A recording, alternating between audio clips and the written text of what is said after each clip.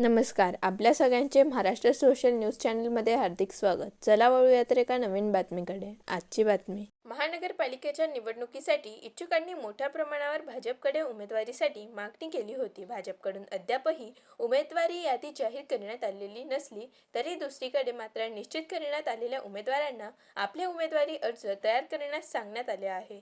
तर अनेकांना आपल्याला उमेदवारी मिळणार नसल्याचे स्पष्ट करण्यात आले असून यातूनच नाराज झालेले प्रभाग क्रमांक 7चे इच्छुक उमेदवार असलेले विजय देवरे यांचे तिकीट कापण्यात आले असून गेल्या 7 ते 8 वर्षापासून भाजपासाठी काम करणाऱ्या विजय देवरे यांनी पहिली सभा बोलवत या अन्याय सभेतून आपण अपक्ष उमेदवारी करणार असल्याचे जाहीर केले.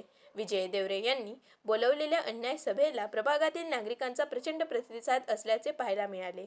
शिंदखेड्याप्रमाणेच प्रभाग क्रमांक 7 मध्ये इतिहास घडवण्याचे आवाहन विजय देवरे यांनी यावेळी केले.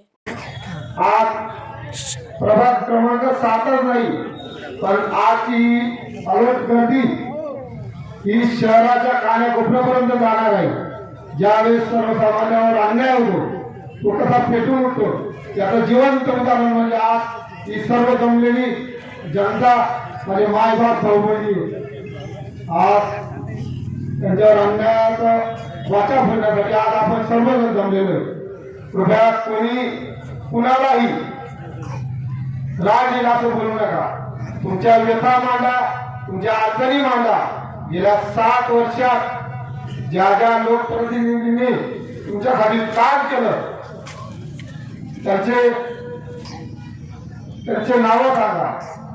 पण लाभलेला उमेदवार कसा असतो गेल्या 7 वर्षात आपण पाहिलेलं आहे. परत पुन्हा 5 वर्षात तुम्हाला तीच परिस्थिती जर का ओढून घ्यायची असेल तर आपण शेंडासाठी घरी बसला तरी चालेल. पण आज जर का आपण बाहेर एवढ्या मोठ्या संख्येने आला, गेल्या 8 दिवसापूर्वी इथे अशीच सभा झाली होती पण ती ताकद 41 उमेदवारांची होती. आज ही जी ताकद आहे ती माझ्या गावाची आहे, माझ्या प्रभागाची आहे. मी आज कोणाला सांगायला गेलो नाही परंतु माझ्या मित्र परिवाराने आज जे राग उठवलंय हे घराघरापर्यंत पोहोचलेलं आहे आणि याची आज झळ प्रत्येकाला ज्यांनी माझ्या गावावर, माझ्या प्रभागावर, माझ्या समाजावर, माझ्या मित्र परिवारावर अन्याय केलाय त्यांना लागल्याशिवाय राहणार नाही. तरी कोणाला काही बोलायचं असेल आपल्यापर्यंत माईक दिला जाईल पण आपल्या अडचणी मांडा. फक्त व्यक्तीच्या कुणाचंही नाव घेऊ नका. मी तुम्हाला हात जोडून विनंती करतो. पक्षाचं कमळ फुलण्यासाठी आटोकाट प्रयत्न केलेला आणि कालपर्यंत माझ्या कामाची पावती म्हणून सर्व नेत्यांनी माझी उमेदवारी फायनल केली. गेल्या 2 महिन्यापासून सर्व नेत्यांचा एकच सूर, विजय देवरेचं काम चांगलं आहे, विजय देवरेचं संघटन चांगलं आहे, त्याला तिकीट आम्ही नाकारू शकत नाही. रंगनाथ दादा ठाकरेचं काम चांगलं आहे, जनसामान्यात मिसळणारा माणूस आहे, सर्वांच्या पाठीशी उभा राहतो, सर्वांना मदत करतो, त्याचं तिकीट पाहिजे नाही. 2 तिकीट तळ्यात मिळत नाही. 2 वाजेपर्यंत मला तो मेसेज होता पण 2 नंतर पैशाने गपगार झालेला काळा हत्ती यादा घेऊन गेला आणि माझी उमेदवारी कापण्यात आली. उमेदवारी तो कापणारा आहे कोण? उमेदवारी जनता कापते. जनताने ठरवलं ना उमेदवारी बी आणेल आणि मला मतदानही करेल. पण मी आज शब्द देतो, जो विजय देवरे काल होता तोच आज उद्या पण तोच राहील. तुमच्यासाठी आज पण, उद्या पण आणि काही पण तुमच्यासाठी झटत राहील. मी पुढे माझ्या वडिलांची पावती चालवली नाही. जर का मी संघ परिवाराच्या नेत्यांजवळ गेलो की साहेब मला प्रभाग 7ची उमेदवारी देण्यात यावी, माझा कामाची फाईल सोबत घेऊन गेलो. संघ परिवाराच्या प्रत्येक नेत्याने मला सांगितलं तुला माहीत नाही म्हणे तुझे वडील कोण. माझ्या वडिलांची त्यांनी ग्वाही दिली. जेव्हा चीन पाडण्यासाठी खास सेवकांची टीम धुळ्यातून निघाली. त्यावेळेस काळ जुना होता, कोणाकडे लँडलाईन मोबाईल सुद्धा नव्हता, फोन सुद्धा नव्हते.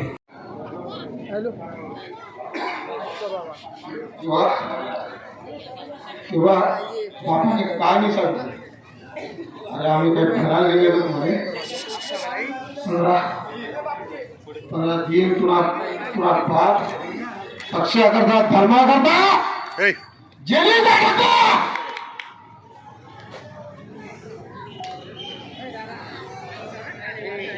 आणि पक्षाने त्यांच्याच मुलाच्या वाटेला संघर्ष दिला. काय घाबरू नका मित्रांनो, जन्माला आला तसा संघर्ष करतोय. जेव्हा 2018 साली मी तयारी चालू केली, त्यावेळेस माझ्या पाहुण्यांचा ऍक्सिडेंटमध्ये मृत्यू झाला. विजय देवरे थांबला नाही. विजय देवरे जनसामान्यात फिरला, लोकांच्या अडचणी जाणून घेतल्या. हैपत नसूनही लोकांचे कामं केले, खिशातून केले किंवा मग कुठून उचलून केले असतील, तर कामं केले लोकांची. त्यानंतर मला पॅरालिसिस झाला. मला काही दिवस पक्षाच्या कामापासून दूर जावं लागलं.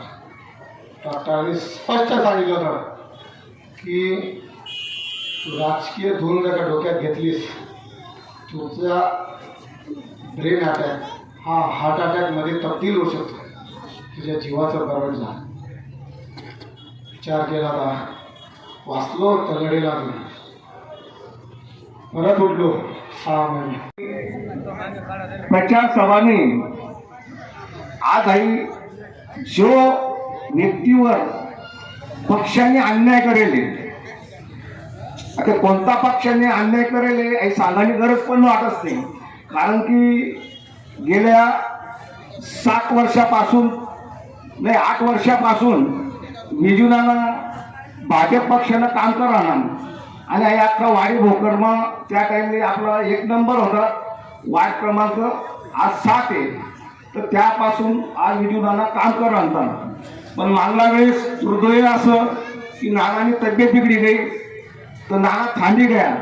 पण आजारपण मग थांबत असताना आजारपण म्हणजे अण्णा नाना निघणार, पण नंतर परत त्याच पक्षाला काम करत असताना प्रत्येक मतदारपर्यंत खासदारना करता फिरणार, आमदारना करता फिरणार, प्रत्येक व्यक्तीना करता फिरत असताना मग विजू नाना कुठे कमी पडणार. तर विजू नाना मला असं वाटत कोणत्याच ठिकाणी कमी पडणार नाही. मला वाटत का पैसा असता थैलीसना करता कमी पडणार, मनीषी विजू नाना तिकीट दिलं नाही, हा मुद्दा आहे. आणि खरा मुद्दा म्हणजे असा आहे, जे विजू नानाने काम कर तेच गोपीचंद नानाने पण काम कर. आम्ही काँग्रेस पक्षानं काम कर, कुणाल बाबा करता, आमना भाऊने पण कुणाल बाबांबरोबर प्रवेश करा, बटू बापूने, तर बटू बापूने पण तिकीट दिलं नाही. मग नेमकं एक तिकीट देणार असता चष्मा कोणता होता, अहो समजबाई राहणार. याचा चष्मा कोणता होता, हो समजबाई राहणार. मग हेच ते तिकीट कोणता पद्धतीतून दिलं, जवळ या 40 लोकांना सांगत की तुम्ही फिरा आणि तुम्हाला माहिती देतच की कोणता उमेदवारी परिस्थिती काय आहे, कोणता उमेदवारी काय. मग त्यासनी असा निकष कोणता लावा की विजू नाना या ठिकाणी कमी पडणार वा, असं कोणता बाळामा कमी पडणार. तर एकच आहे, ही जी जनता आहे, सर्व जे काही घडवणारा जे आहे ते जनता घडावंच. मग जर का आपली जुनी म्हण आहे, गाव करी तर राव काय करी. मग जर कधी आपण दोन्ही गाव आला आणि एकलव्य नगरी आणि म्हणा अख्खे इंदिरानगर दैठकजन नगर आणि कॉलनी परिसरमा आपणच जर कधी एकत्र येऊ, कोण माणूस पक्षानं तिकीटवर माणूस निवडस, बिना पक्षानं सुद्धा माणूस निवडस, बिना पैसा असता पण माणूस निवडस. आणि अनिल गोटेंनी खाली पण द्यायचे आणि आजपर्यंत असं असंख्य लोक निवडी येईल. मग आपला घरले पण दादापासून आबापासून आमदाही खानदानमा नानापासून आमनापासून सर्व असले राजकीय पाठबळ कसे. पण आपण हारामना एकतर भ्रष्टाचार 1 रुपया खायला का आजपर्यंत सांगी जावा का वाडी होकर जाऊ.